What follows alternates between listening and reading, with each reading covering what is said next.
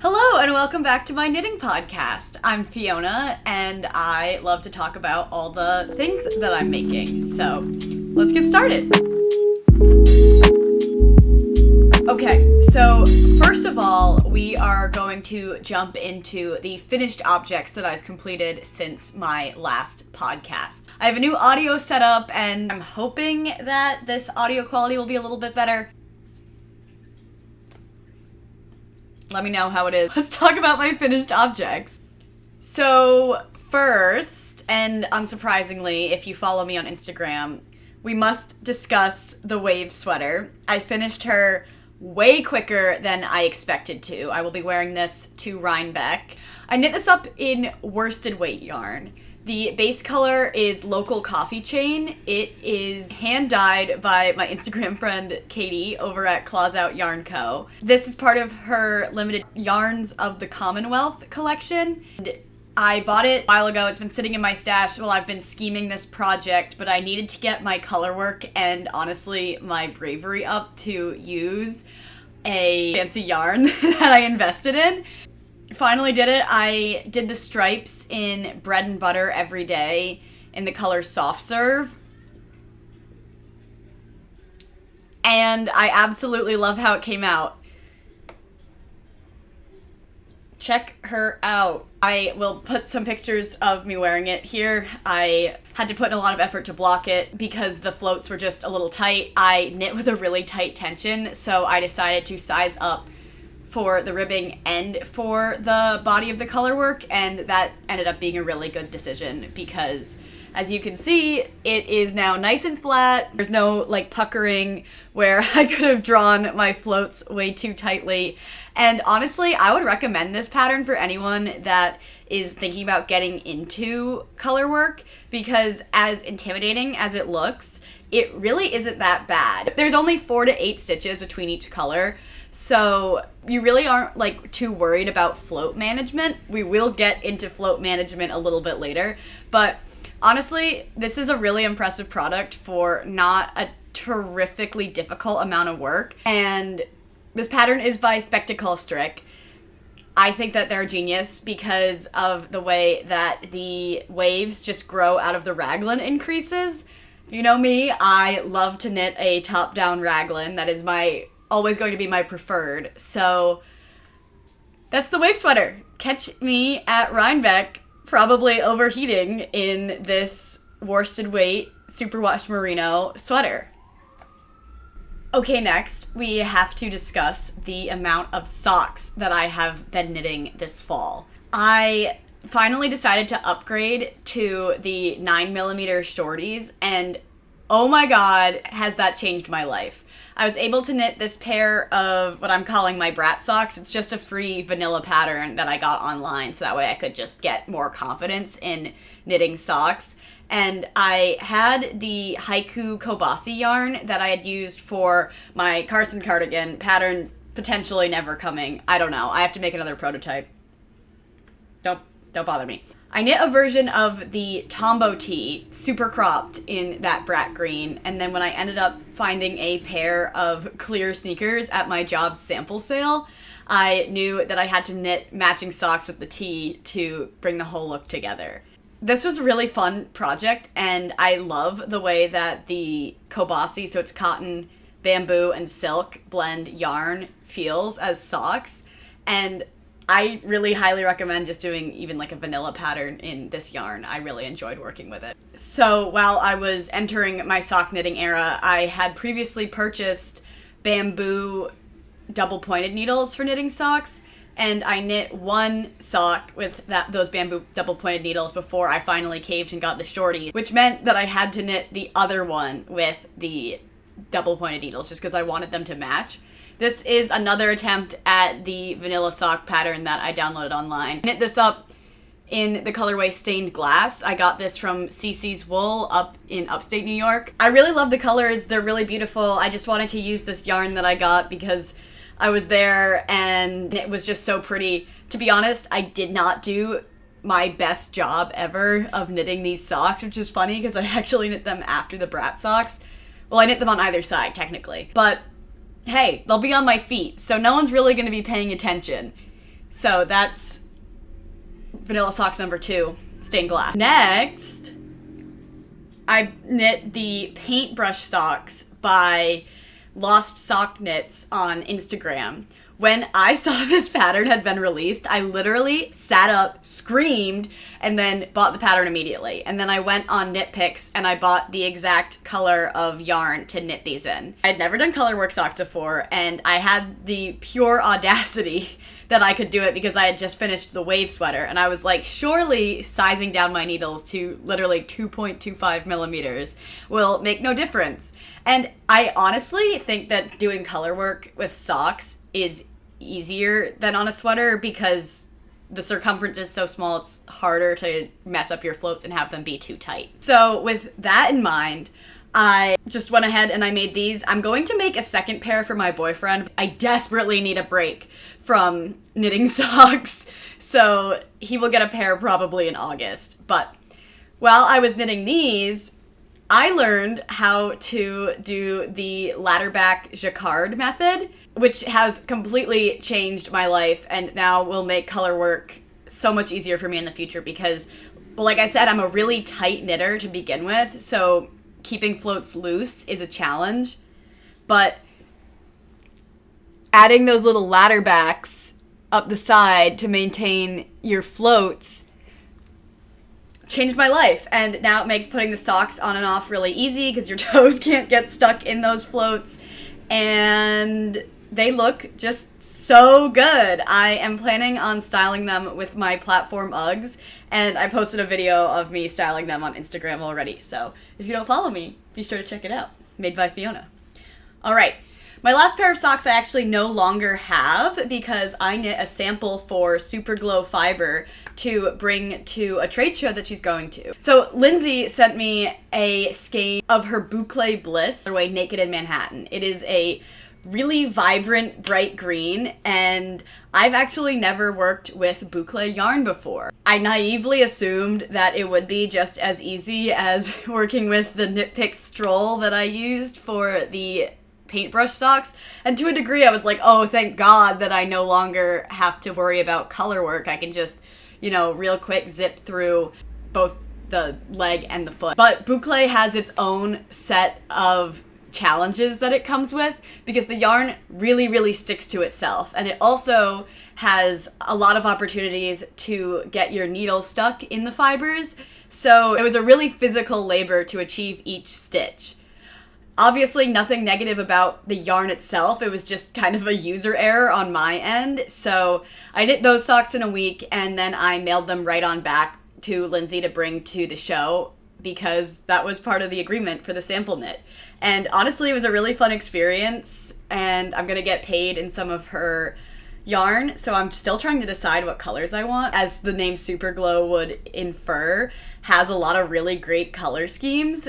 I will let you guys know what I end up choosing. I'll probably not be knitting a pair of boucle socks with the payment yarn though. I think I might get something in a worsted weight and, you know, knit something that is decently sized. Okay, so finally, this is my final finished object. This is the Wiona Polo Heavyweight by M-Knits. I made this pattern actually about a year ago. I was knitting on it over Thanksgiving.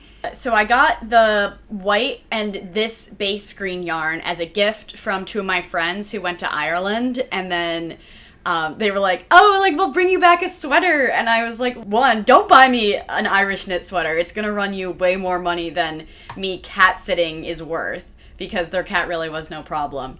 Two, I'm a bitch who knits. Bring me back yarn. And so they brought me a skein of each, which was very generous, of this worsted weight Irish wool. And so I needed to pick up 2 more skeins of this called Lucky Tweed. I got it at Woolen in Brooklyn for the sleeves and the collar. I am a big fan of a rugby shirt style, so when this pattern was released, I jumped right on it, and I figured it would look really good with the heavy Irish wool. This does need a secondary block, I think. The wool is still pretty stiff and scratchy, and when I made it, I obviously was working with a limited quantity of yarn, so I was being really conservative in my length estimates, and I totally ended up ending the sweater way too early. So it's supposed to have a double folded hem. You knit it a little bit extra and then you fold it back up and sew it to itself, which I originally had, but when I pulled it out of my closet to send to my friend Addie, because she mentioned it in her Fall Knits Plans knitting podcast, I realized that I hated the way that the hem was fitting on my body, because the Irish wool is so thick and heavy already that having it folded double it just sits all wonky, and it like made me look shorter and wider than I was. So I was like, why do I never wear this shirt? Oh, that's why. Plus, I was also really sick, I guess, of knitting the collar, and I ended it too early, so it stands straight up, which is unfortunate, but nothing that I can't go back and fix. So this is a finished object, but it's also in many ways a whip, because I am going to be performing some surgery on it to make it wearable so I can wear it this fall. Alrighty, on the note of what I'm wearing for fall, let's talk a little bit about what my plans are for my fall wardrobe and how that's going to impact my fall knits. Now that I'm done showing you guys things with my hands, for the most part, I'm going to be working on my test knit for Clara Cecilia knitwear. This is the Eclipse of Moth sweater. I am through the colorwork yoke part, so I figured that while I'm just knitting the body in stockinette, I can just yap mindlessly. Let's do it. For this fall, I have officially put together my Pinterest mood board, and I feel like I'm leaning really into browns and neutrals, which is not a color scheme that I have historically gravitated towards. I usually wear a lot of blue because, much like that Miley Cyrus meme, I have blue eyes, and I think that blue looks really great on me. So it's just a difficult color to pair with jeans, because I just feel like then it's really monochrome, and that's not always what I'm going for. I am trying to choose additions to my wardrobe mindfully without, feeling like I need to go out and buy a ton of new stuff. I know that underconsumption core is really trending right now on TikTok, which is kind of weird. But I'm just trying to be as mindful as possible about what I wear and where I get it from, while, being economical and realistic. At the end of the day, like, clothes are... Oh, Jesus. Alrighty, let's try that again. I am trying to assemble some of my fall wardrobe while being really mindful of what I already have. I don't feel like it's realistic to go out and buy a whole new wardrobe based off of what's trendy every year. I have always been a really big thrifter, and I've always taken a lot of pride in the fact that a lot of the clothing that I wear is secondhand or found at a thrift store. But sometimes you just can't always find exactly what you're looking for. A lot of times I have found myself just buying something at the thrift store that mostly achieves what I'm looking for, but it isn't exact, and then it just sits in my closet and piles up with another thing that, in theory, accomplishes that same goal. Does that make sense? Like, I'm buying multiples of the same, for example, like, light fall transitional jacket, because while it's inexpensive, it's not exactly what I want, and then I will only wear it with a couple outfits. So the best example of that is the chore coat. It's like all over TikTok. I saw it and screamed, and it's really funny because I am a horse girl, and I have spent a lot of my life working at horse barns and out in the elements, and a lot of the girlies that I worked with swore by Carhartt jackets, so it's really funny to see them all over Pinterest, like fashion items. And I am gravitating towards these Carhartt jackets because, like, for me, I'm like, oh great, it's something that I can wear anywhere and get dirty and, not be concerned about maintaining how nice it is, because I know that it will wash right off and it will stay nice because it's Carhartt. Just doing some more research on what exactly I want to make sure that it's the fit that I want, so that way not only when I make this purchase, not only will it be what I want to wear for this fall 2024, but ideally in the spring and then fall next year as well. I don't want to be making purchases for just one season. I think that really is the best way to, like, not feel guilty about, making any purchases, is considering the longevity of that item. So while I've been building my fall mood board, I've noticed a lot of people are wearing boots. Also this fall, classic. Boots for fall, groundbreaking. Because of the fashion that I already have, and also because of my job in a weird way, I don't really think that boots are, or investing in new boots is really going to be in the cards for me. I do have UGG platforms, and I picked up, if I can rotate, I picked up these, which I'm so excited about. Usually I don't gravitate towards like a low profile shoe, but I love the chocolate brown. I feel like they will go with a lot of fall outfits, including the chore coat that I have planned. And they also look really good with my knit socks. So, you know, I'm just trying to think about how I can get pieces that best complement the knitwear that I'm planning on adding to my closet or that I already have. I think that's it as far as my fall mood board. I'm sure that I will discuss more as we get through my whips and then some of the patterns that I have my eye on. So let's jump right into that. I already introduced the Eclipse of Moth sweater by Clara Cecilia Knitwear. That's her Instagram. I was for sure gonna buy when she released it if I didn't get selected to test knit it. But I'm really excited to be test knitting for her. I am knitting it up in a sport weight yarn. Let's check the label real quick. This is Plymouth Select. I got it in black, and the yellow is the shade Butter. I really wanted to go for a sort of like gilded look for the moths, as you know, it's September. For some reason I keep feeling like Halloween is right around the corner. This will be a really great, cozy, fall, Halloween-esque sweater for me because I love spooky shit. I love all the spooky things, and I'm really excited to add this to my wardrobe. It is a colorwork yoke. The yoke is increased circular, so around each colorwork panel.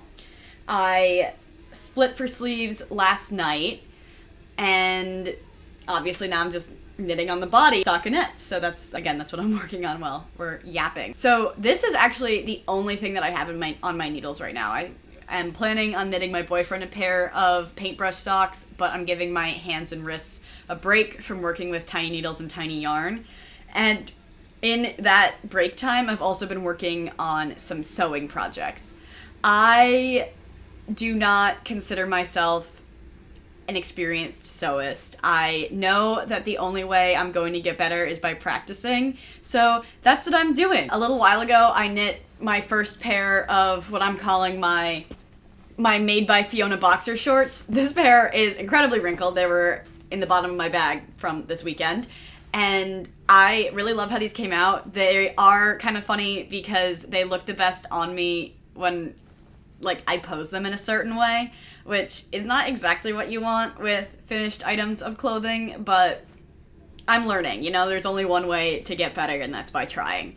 So a couple of my friends liked these shorts so much that they asked me if I would make them a pair, and being me, I was like, of course! I'm gonna be working on a couple other pairs of these. I got a pink seersucker, and I got a blue and white seersucker. Very excited to debut those on the Instagram. This has just been a fun project, and the more times that I practice, you know, making my seams straight and ironing out my seams and overlocking them with the zigzag stitch, the better this is gonna get. So onwards and upwards. Next, speaking of thrifting, I popped by my local thrift store and I picked up a bunch of ties because I need to be Aria Montgomery and rock a tie skirt. I came home with this many ties, which is enough to wrap halfway around me, but my dad came to visit and he is happily retired, and he brought me a bunch of other ties to finish out this skirt.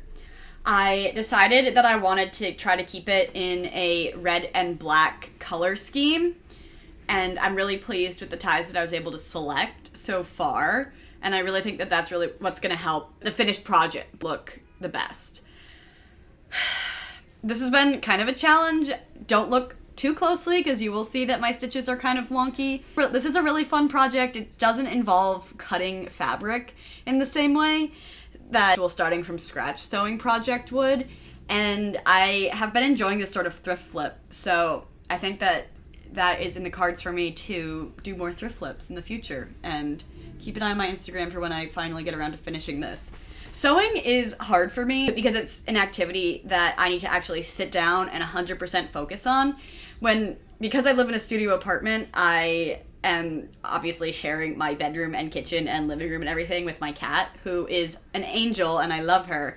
But I do have to play active defense on keeping her from sniffing the iron because I guess she has no self-preservation brain cells.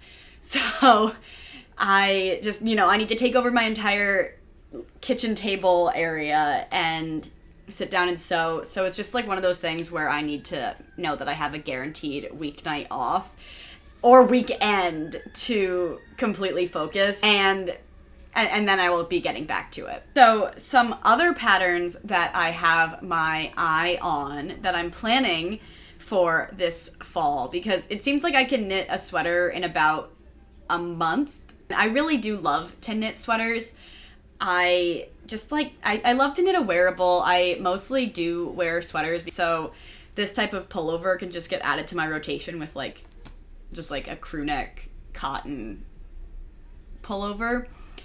And that's really what got me into knitting in the first place, to just see how I could integrate the things that I make into my day-to-day wardrobe.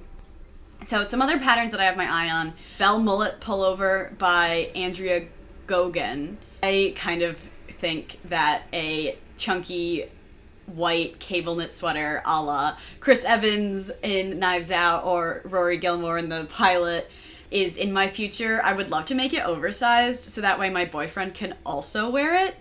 And I am thinking that the Bell Mullet Pullover might be the answer for that. However, I was suggested to check out the Eurus sweater by Eggyo Knits. It is so unique and beautiful that I might just pivot and make that. However, I don't know if it's as gender neutral as the Bell Mullet Pullover to share with my boyfriend, but he's not really gonna be too put out if I knit something that he can't wear. He's used to it at this point. I also am really excited for the release of the Clara sweater by Charissa Lamb. I have made one of her patterns, the Luna Tee, previously. I wish that I made that in a different yarn, because I actually made it in superwash merino and it is a little bit too slouchy and hot for what the tee is, but that's on me and my poor choices of fiber content. I love this sweater. It has a cable detail across the back, and I'm just really excited for it to come out of testing and for her to release the pattern, because I'm sure that I have yarn in my stash that will be perfect for it. I just have some other sweaters that I have my eye on. The Pachira sweater, Fluffy, it's in testing by Twin Knits. I have a sweater quantity of let me just show you. I have a sweater quantity of this beautiful hand-dyed mohair. I got this from Facebook Marketplace, so it is such a steal, and it's so beautiful, but I only have this amount. So I'm thinking, and this is going to tie into my next section, I'm going to pick up an equivalent quantity mohair for the Pachira sweater Fluffy, and I'm going to get that at Rhinebeck. So that's scheme number one. We might as well continue with my patterns that I have my eye on / schemes, because I just received my order of Claws Out Yarn Co. Love Katie. Love to patronize her small business. And this is in the color Casual. I got 3 skeins of this mohair as well. And I just feverishly need to make sweater number 29 by My Favorite Things Knitwear. Well, hair's making me sneeze. I thought that I had the correct yarn to pair this mohair with, but I don't. I need to get worsted weight. So, oh no! Another quantity of yarn that I get to delay purchasing so that way I can validate a Rhinebeck purchase. Oh no! I have decided that this year for Rhinebeck, because it is going to be so hard for me to not buy yarn, I'm going to plan out the projects that I would need to buy yarn for. And then when I get to Rhinebeck, I will be completely valid in all of my purchasing decisions. Yay! And it's gonna be a blast. Perhaps there is an episode on cables in my future, because that is actually what I first started to get some traction on Instagram about, was my first cable knit sweater. And I love knitting cables. I think that it's really engaging and it comes out looking so expensive, and it's actually not that hard. And for me, it keeps the game of what's coming up next in the next row and keeps my brain active the whole time that I'm working on the project. And then finally, I also think that I'm going to make the Amy sweater. I love a turtleneck or mock neck, obviously, and the Amy sweater just is so beautiful. I think that I might just get the Sandness Garn matcha color once I can find it at a US-based distributor. I just think that this looks like a martini olive, and I want to be a martini olive. I love the color green, so I might just be doing that on its own. So that's all the sweaters that I have my eye on so far. I think that there might be another episode just in my yapping about my schemes for Rhinebeck. I'm planning on buying yarn at Rhinebeck. Duh. That's the whole point of going to these things. I want to find myself in the same situation that I continually put myself in by buying just like 2 or 3 skeins of yarn with no real plan. And then I end up with a bunch of yarn in different weights and different colors and textures and fiber content.